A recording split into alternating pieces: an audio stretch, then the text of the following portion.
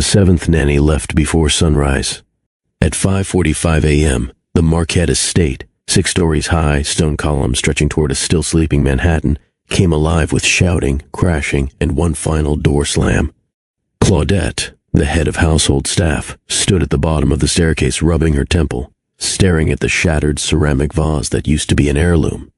She didn't even wait for breakfast, she muttered, took her suitcase and her sanity. Upstairs, 3 voices, small but wild, echoed down the hallway like a jungle drumline. Wren was barking like a dog. Scout was jumping on the bed with a spatula. Phoenix, the leader of the circus, had taken it upon himself to color on the walls with what looked suspiciously like his father's cologne. They were only 4, just 4. But their chaos filled the entire house.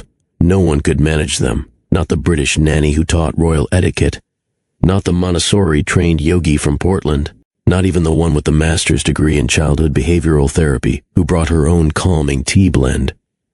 Each left faster than the one before. But this story, it's not about the ones who gave up, it's about the one woman who didn't. Before we get into how everything changed, do me a favor, tap that subscribe button, hit the like, drop a comment if you've ever seen a toddler outwit a full-grown adult. If you love stories that remind you that healing sometimes wears sneakers and a soft smile, this one's for you. Now, let's be honest. Ever been handed a role in life you didn't feel qualified for? A job, a relationship, a moment that made you ask, why me? That's exactly how this all started, because no one expected the woman they sent next to stay. She didn't have credentials. She didn't come from wealth. She didn't arrive with backup or bravado. But sometimes, what a storm needs isn't someone who shouts louder, it's someone who listens better. Her name was Alora Cade. She arrived 2 days later, on a Tuesday morning that felt like just another losing bet. No fanfare. No dramatic reveal, just a knock at the massive oak door, so soft it almost went unheard beneath the chaos upstairs. Claudette opened it, expecting another tired face from the agency.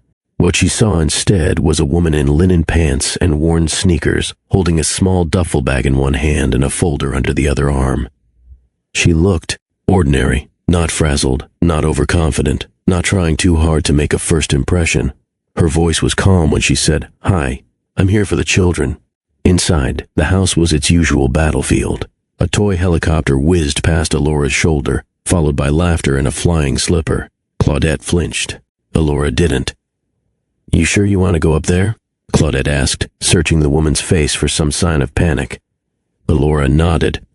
"I've seen worse than tantrums, ma'am." There was something in her tone, not cocky, not dismissive, just steady, like she'd been through enough storms to stop fearing wind. Claudette stepped aside. "You're braver than most." What happened next wasn't loud. It wasn't dramatic. Alora didn't shout, didn't offer bribes. She didn't carry flashcards or threaten consequences. She simply walked into the living room, sat down on the floor, and waited. Within minutes, the noise changed. Wren peeked out from behind a curtain. Scout slowed his sprint. Phoenix clutched a toy in his hand but didn't throw it. Something shifted. From his glass-paneled study upstairs, Cassian Roth Marquette, the man whose name built skyscrapers, watched in silence. His jaw tightened. Another nanny. Another false hope. He'd seen this before. But when Phoenix walked across the rug and placed his fire truck in Alora's lap without a single word exchanged, Cassian leaned forward. For the first time in 5 months, he blinked. The Marquette estate had an intimidating way of making people feel small. Towering ceilings. White marble floors polished to a mirror finish. Oil paintings from artists Alora had only read about in library books. Every corner smelled faintly of money and lavender. Not comfort, not home, just status. Alora's sneakers made a soft tap as she walked down the front hallway behind Claudette. Her duffel bag bumped lightly against her hip with each step. It was the only luggage she brought.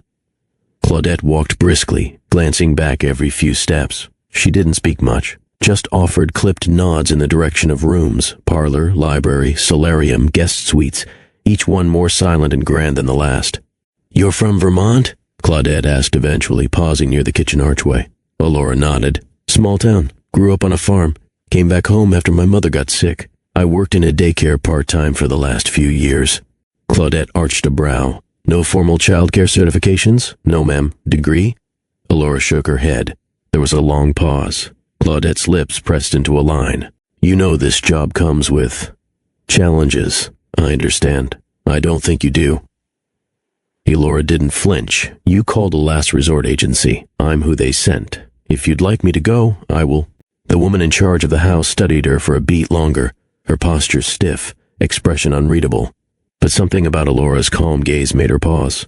Claudette exhaled slowly. We'll see how long you last. The sound of running feet above them broke the moment. Something hit the floor hard, maybe a toy or a boot. Laughter followed, then the sharp bang of a slammed door. Claudette didn't even look up. That would be Scout. He likes jumping from the dresser to the bed. We've had 3 mattresses replaced this quarter. Elora glanced toward the staircase. They always this energetic? Claudette gave a tight smile. Oh, honey, you don't know the half of it. They rounded the corner into the playroom, if that's what you could call it. There were building blocks scattered across the floor, finger paint smeared on one wall, and 2 of the triplets were mid-chase, giggling like little wolves. One wore a colander as a helmet. Elora didn't speak. She didn't raise her voice or call out. She just sat down on the rug, cross-legged, steady, still. Wren peeked out first. A cautious glance from behind the bookshelf, her little thumb in her mouth and wild hair sticking out in every direction. She didn't speak. She just watched Elora sit quietly on the rug, hands resting on her knees, her eyes tracking every movement in the room, but without judgment. Scout sprinted past next, colander helmet rattling with each bound. He stopped mid-run, confused. No one was yelling. No one was giving chase. He eyed her suspiciously, then resumed his sprint with less conviction. Phoenix stood across the room, his arms folded, the clear ringleader of the chaos. He looked Elora up and down, as if trying to figure out what game she was playing. Still, she didn't speak.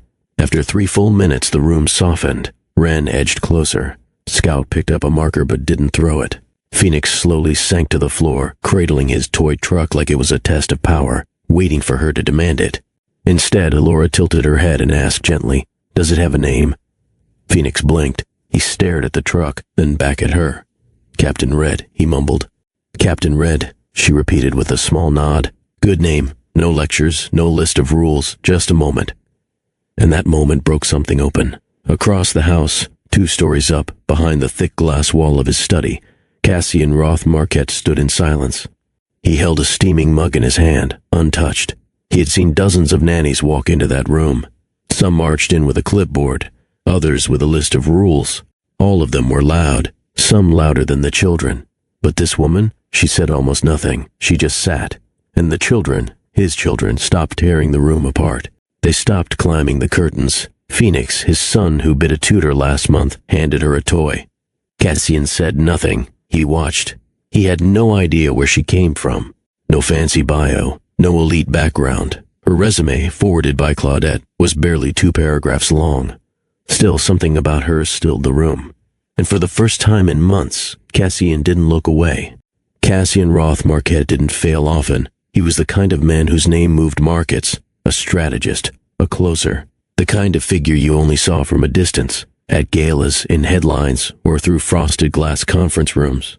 Partners feared disappointing him. Rivals never underestimated him. He built a global tech empire by 37 and kept it running with cold precision. At work, he had answers. At home, only questions. Since his wife passed, Cassian moved through life like a man carrying too much weight in his chest. He never stopped. Couldn't afford to. His grief didn't scream. It sat in silence, in missed birthdays, in unread bedtime stories, in photo frames he never looked at anymore. He buried himself in quarterly forecasts and international deals. That's what made sense. That's where there were numbers, logic, control. The triplets were 4 now. He still struggled to tell their voices apart on the monitor. Their mother, Emilia, died, giving them life, complications no one saw coming. One moment she was smiling, full of energy, reaching for his hand in the delivery room. The next, there was only noise and movement and silence at the end. He didn't attend the funeral. Not really. He stood behind tinted windows in a parked car until everyone left. After that, everything became scheduled. Nannies, tutors, chefs, sleep consultants, play therapists. Claudette made the calls. He signed the checks. But despite the structure, the house stayed loud. Wild, off balance. 7 women came and went. Each claimed they had a system. None of them made it past the 2nd week. Cassian never even learned all their names. So when Claudette mentioned they'd hired someone else, this time from Vermont with barely any credentials, he barely looked up from his screen. "Just make sure she's insured," he muttered. But that morning, something felt different. By mid-afternoon, there were no tantrums echoing off the marble, no arguments over breakfast, no sharp cries cutting through the corridors. It wasn't silent, but it was softer. Alora's voice drifted from the nursery in a low hum, something she sang to them, familiar but unplaceable. There was laughter too, but not the kind that bordered on chaos. Just little ripples, like bubbles rising from calm water. Cassian paused outside the door to the playroom, unseen. Scout was sitting cross-legged, painting carefully. Wren was curled up on a pillow with a book in her lap. Phoenix was trying to braid a string around a block, focused, determined. And Alora? She wasn't directing. She was just there, present. Her hands gently guided when needed, her voice never above a whisper. Cassian felt something tighten in his chest, not discomfort, not pain, just unfamiliar stillness. Dinner used to be chaos. The triplets rarely sat at the table at the same time. Someone was always screaming. Someone else would be under the table, licking the leg of a chair, or trying to sneak an entire bowl of grapes into their pockets. Food went cold. Some nights it never left the tray. But not tonight. Scout asked for a second spoon to help Phoenix finish his rice. Wren fed her broccoli to the family dog, but whispered, "Thank you," when Alora passed her a napkin. Cassian sat at the far end of the long mahogany table, his fork paused halfway to his mouth. He watched. He wasn't used to watching, not like this. He was used to reading numbers, scanning proposals, calculating outcomes. But here, there was nothing to calculate, just his children, laughing, eating. Alora wiping Scout's chin while listening to Wren tell a story about a purple giraffe in space. After dinner, Claudette quietly cleared the dishes. She didn't speak, but as she passed Cassian, their eyes met for a brief second. It was the look of two people witnessing something they hadn't seen in far too long. He gave a barely perceptible nod. Alora gathered the children for bath time without raising her voice. No threats, no bribes, she made it a game. Wren raced to pick the pajamas. Phoenix insisted on using the blue towel because, as he announced proudly, that's what Captain Red would do. She wrapped each of them in warmth, carried them like they were light and important. Her humming filled the hall, not loud, but enough. Cassian leaned against the doorway of his study, arms folded. Through the open nursery door, he could see the scene unfolding like a page from a memory he never had. Scout lay curled under his dinosaur blanket. Wren held her rabbit close, blinking sleepily. Phoenix yawned mid-sentence as Alora read a bedtime story, her voice smooth and steady. They didn't interrupt. They didn't resist. By the time the second story ended, all three were asleep. Not scattered across the carpet, not tangled in toy bins. In beds, heads on pillows, sheets tucked in, peaceful. Cassian didn't move. He had accepted the chaos as permanent. Had told himself that wildness was their nature. That structure would never exist here, not really. But it was quiet now, not forced, not artificial, just calm. And it had started the moment she walked through the door. Have you ever seen someone bring peace to a storm just by being present? If Alora's already won your heart, drop a heart in the comments. And if you're just getting pulled into this story, don't forget to hit subscribe. There's still so much more ahead. Cassian turned away from the doorway and returned to his study. He didn't open his laptop. For once, there was nothing he needed to fix. There were no manuals on how to handle Phoenix, Scout, and Wren. Each child spoke a different emotional language. Each carried chaos differently. Phoenix carried his in clenched fists. He broke toys not out of carelessness, but out of something deeper. Frustration, restlessness. His tantrums weren't for attention. They were outlets. His world had felt loud and uncertain since the moment he opened his eyes, and nobody had ever taught him how to sit with the feeling instead of pushing it outward. Alora didn't scold him when he slammed the cabinet door so hard the glass rattled. She sat next to him on the kitchen floor and waited. When he finally mumbled, "I hate it here," she replied softly, "I know. Sometimes I hate places too." That was it. No speech. No, that's not nice. No forced apology.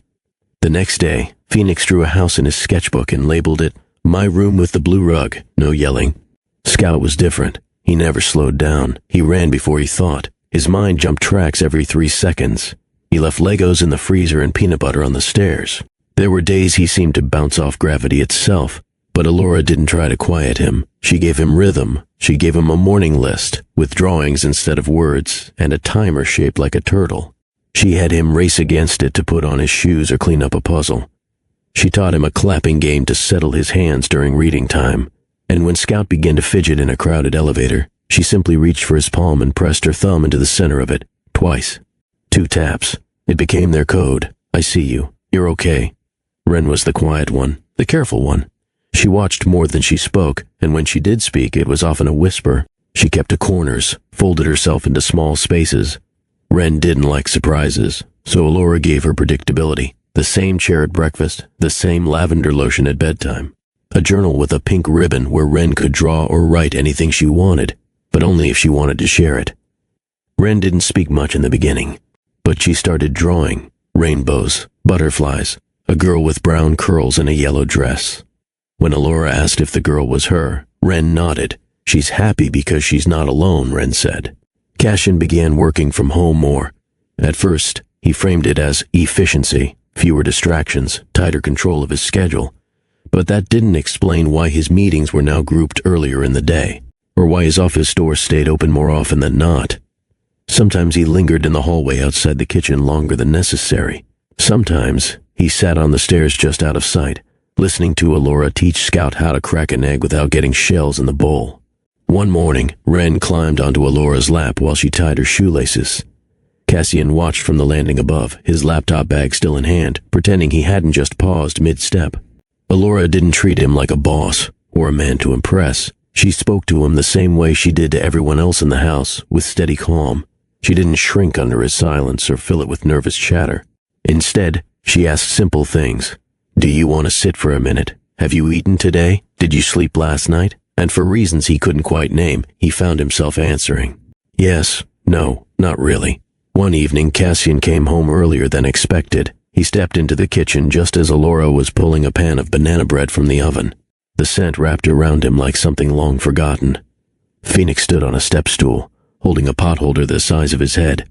Scout proudly announced, I didn't drop the eggs this time, and Wren smiled, her nose dusted with flour. Elora wiped her hands on a dish towel and glanced at Cassian with soft surprise. You're home early. He nodded. Meeting ran short. No one asked for an explanation. No one made it a moment. But Cassian stayed. He sat at the table, ate a slice of warm banana bread, laughed when Scout mimicked his exact tone from a boardroom call. I'll circle back on that. Even Cassian couldn't keep his straight face. It happened again a few days later, and then again. The house was still loud. The kids were still unpredictable. But there was something different now, something that didn't need to be named. He began to notice the way Elora touched the children's backs as they walked past her. How she sang a tune while folding socks. How she left small notes in their lunchboxes. Cassian opened one once by mistake, intended for Wren. It read, You don't need to be loud to be strong. He folded it carefully and placed it back where he found it. The moments were small, but they gathered, like when he reached for a file in the library at the same time as Elora, and their fingers brushed. Or when she rubbed her temples one night after a long day, and he offered her a glass of water without a word. Or when he walked into the kitchen at midnight and found her sitting alone, a cup of tea growing cold beside her. You okay? He asked. She nodded but didn't smile. Some days are heavier. He didn't press. He just sat down beside her. They didn't need to speak. The silence wasn't empty. It felt full. Which of the triplets reminds you of your childhood self? Phoenix, Scout, or Wren? Tell us below. And if you're feeling what's starting to form between these characters, don't forget to like and subscribe. There's more to this journey. The staff started noticing it too. Claudette once found Cassian in the garden on a Saturday morning, helping Elora build a worm farm with the kids. She didn't say anything, just nodded and kept walking. Because for the first time, the Marquette estate didn't feel like a fortress. It felt lived in. It began with the garden. The children had spent an entire morning planting wildflower seeds under Elora's guidance. Cassian watched from the porch at first, arms crossed, trying to pretend he wasn't fascinated by the sight of a CEO crouching in expensive shoes with his hands in the dirt. But when Scout called out, Daddy, help me dig, he couldn't say no. An hour later, Cassian was kneeling beside Elora, his sleeves rolled up, while Wren carefully poured water over the seedlings.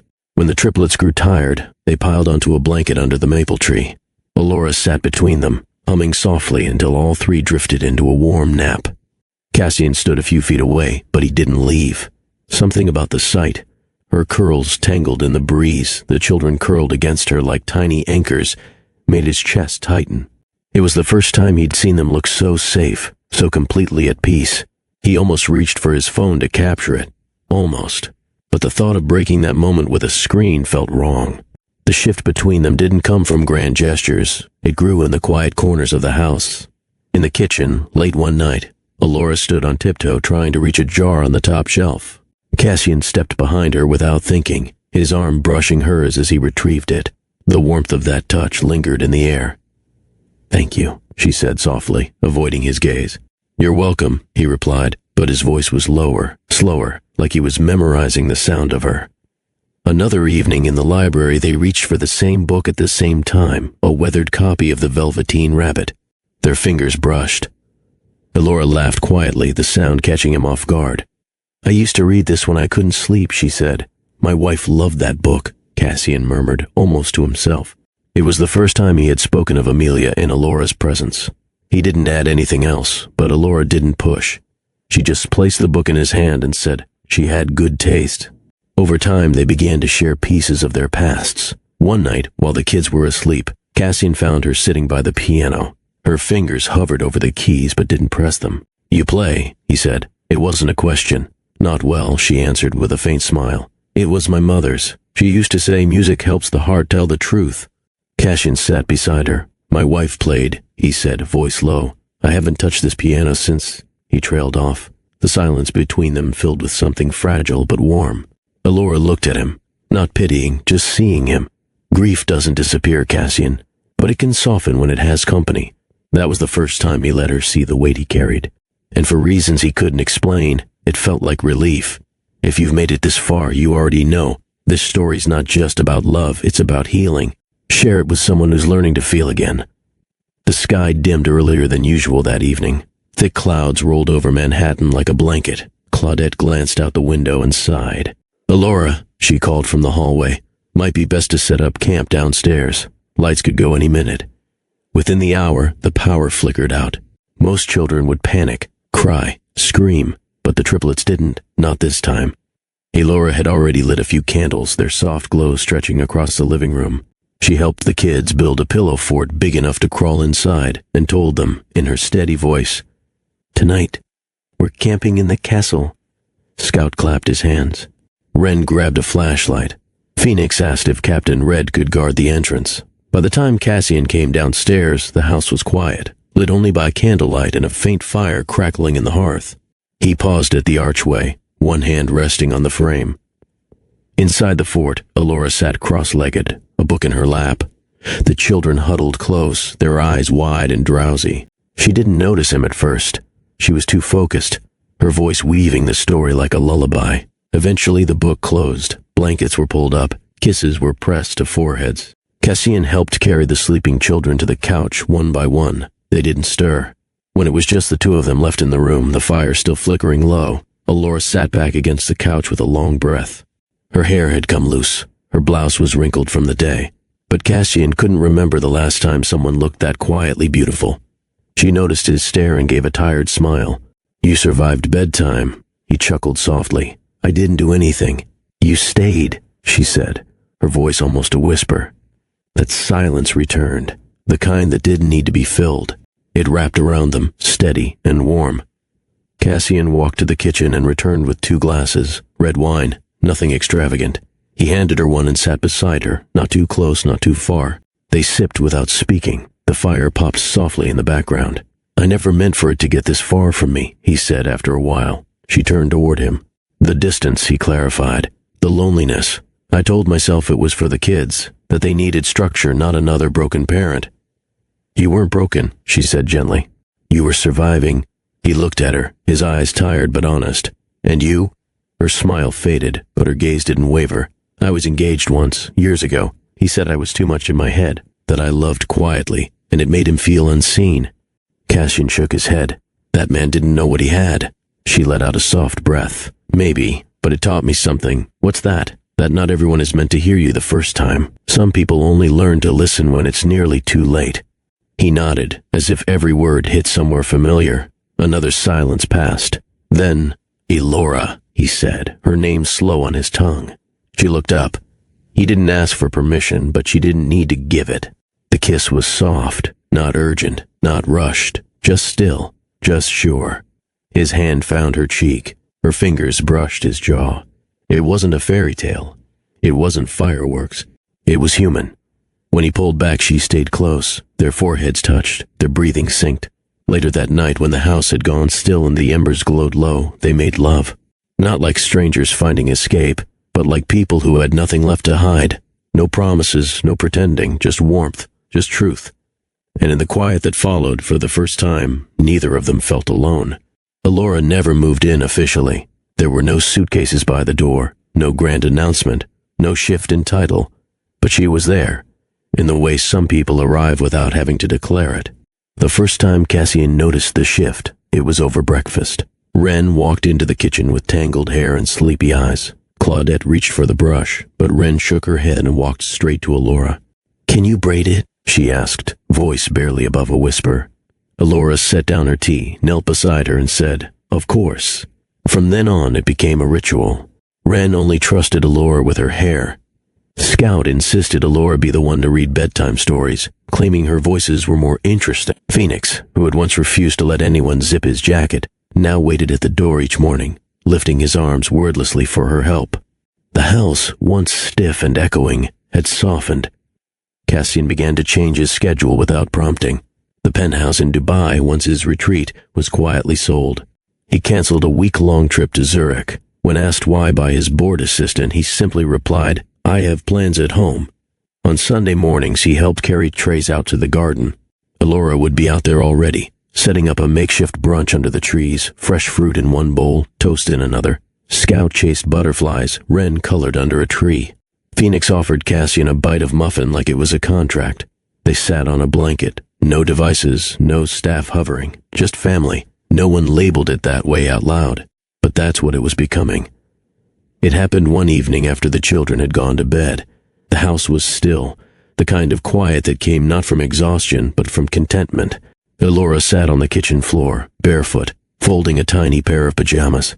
Cassian stood nearby, leaning against the counter, watching her hands move with practiced ease. He spoke without planning to. "You saved them." Elora looked up. He wasn't blinking. His voice was steady, but the words sat heavy between them. "You saved my children," he repeated. "And if I'm being honest, you saved me too." "I didn't save anyone," she said softly. "I just stayed when others didn't." Cassian moved closer. "You stayed. You listened. You never tried to fix them. Or me. You let us be who we were. And somehow that was enough to change everything." There was no music in the background, no sweeping score. Just the low hum of the refrigerator and the quiet, easy breath between two people who had lived long enough to know the weight of real words. "You gave me back my home," he said. Elora lowered her eyes, but not out of modesty. Her throat was tightening. "You were never without it," she whispered. "You just forgot how to come back to it." He crouched beside her, their knees touching, their shadows long across the floor. "I don't want to go back to the life I had before you walked in," he said. She met his eyes. "Then don't." That was it. No dramatic declarations, no perfect phrasing. Just two people choosing, quietly, without hesitation. The next morning, Elora woke early to pack lunches. 3 small containers lined the counter. Wren liked strawberries. Scout wanted double crackers. Phoenix preferred his sandwich cut into triangles, not squares. Cassian appeared behind her, still in sweatpants, hair mussed from sleep. "I'll handle the water bottles," he said, reaching into the cabinet. Elora smiled. "Look at you, almost domesticated." He smirked. Almost. But the way he stood beside her, present, grounded, left no question about where he truly belonged. The backyard had never looked so alive. Dozens of pastel balloons floated above the trimmed hedges, tied to chairs, trees, and snack tables. A bouncy castle swayed gently on the lawn, surrounded by squeals and sprinting feet. Laughter rang through the garden like music without rhythm, the kind only children can create. Scout wore a cape. Phoenix had a dinosaur painted across his face. Wren clutched a pink balloon shaped like a star and stuck close to Elora, her other hand wrapped tightly around the hem of her dress. 5 years old. It had been 5 years since Amelia's passing. 5 years of growing, adjusting, stumbling, and finally, healing. Elora stood near the garden gate, hands folded in front of her, quietly watching it all unfold. She wasn't the center of the party. She didn't want to be. but the children ran to her with every scraped knee, every broken cookie, every burst of emotion. She was their anchor now. A month ago, Cassian asked her what she wanted to do for their birthday. She had smiled and replied, "Let them feel joy in their bones." And that's what this was. They had brought in a local baker for the cake, a 2-tiered vanilla dream with rainbow sprinkles, edible stars, and the kids' names etched in careful loops of frosting. When it arrived, Scout nearly cried. The candles were lit. The crowd, family, close friends, a few carefully selected colleagues, gathered to sing.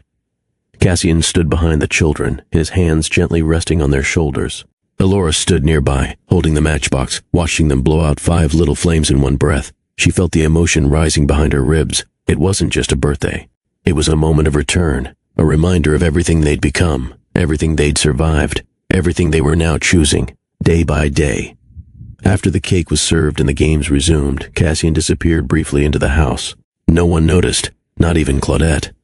Elora sat on the garden bench under the maple tree, watching Phoenix teach Wren how to twirl without tripping. Scout raced toward her with a bubble wand in one hand and frosting on his cheek. "You look happy," he said out of breath. She smiled. "I am." From behind her, a quiet voice spoke. "So am I." Elora turned. Cassian was standing there, dressed casually but with that unmistakable steadiness in his posture. He wasn't holding a glass. He wasn't checking his watch. He was holding a small velvet box. Elora stood slowly, uncertain for the first time in a long while. She searched his face, thinking it might be a joke, or something meant for later when the children were asleep. But Cassian Marquette didn't do things halfway. He knelt in the grass, not caring about his slacks, not caring about the handful of parents still milling nearby with cameras in their hands. The world went still. The triplets froze mid-play. "I don't want to build anything else without you," Cassian said. "Not companies, not homes, not memories." He opened the box. Inside was a ring, simple, elegant, a center stone framed by 3 smaller ones, one for each of the children who had brought them together. Before Elora could speak, Scout let out a scream. "Say yes, Miss Lolo, please." Wren chimed in. Phoenix ran up and shouted, "Daddy's being brave." Elora pressed a hand to her mouth. Tears welled, spilling before she could stop them. Cassian didn't move. He just looked at her, steady as ever. "I'm not asking you to fix anything," he said. "I'm just asking you to stay." The tears turned into a laugh. A soft, joyful sound pulled from somewhere deep in her chest. "Yes," she said. Wren threw her arms around Elora's waist. Scout jumped in circles. Phoenix looked smug. Cassian rose to his feet, slipping the ring onto her hand. He didn't ask permission before kissing her. He didn't have to. It wasn't a performance. It was a promise. In the middle of laughter, balloons, and the scent of cake still hanging in the air, a new chapter began. Quietly, certainly, completely. The porch swing creaked gently as it moved back and forth, the rhythm slow and steady. Elora sat with a newborn tucked against her chest, one small hand curled under her chin. The baby's breathing was light, steady, full of peace. Across the yard, dusk settled into gold. The triplets, older now but still wild in spirit, chased fireflies through the tall grass, their laughter rising into the warm evening air. Scout yelled, "I got one." Phoenix argued, "That's the same one I was chasing." Wren held her jar gently, whispering, "I'm just letting mine rest." Cassian stepped onto the porch, 2 mugs in his hands. He set one beside her and took the seat next to the swing. He didn't say anything. He didn't have to. Elora looked out at the yard, her eyes soft. "People always ask how I tamed them," she said, brushing her thumb gently across the baby's cheek. "I didn't. I just stayed." She glanced at Cassian. "That's all any of us really needed, isn't it? Someone who didn't run." The swing rocked on. Staying hadn't been dramatic. It hadn't been easy, but it had been real. The truth was, love rarely shouts. It doesn't need to break doors or make declarations. The strongest kind shows up again and again, even when it's tired, even when it's afraid. Because love, at its core, isn't about control. It's about presence. And family? Family can be made, built, chosen, one day at a time. If this story warmed your heart, hit that subscribe button and turn on notifications, because more stories like this one are just around the corner on Mr. Ross' Story Trail. And remember, sometimes the quiet ones change everything.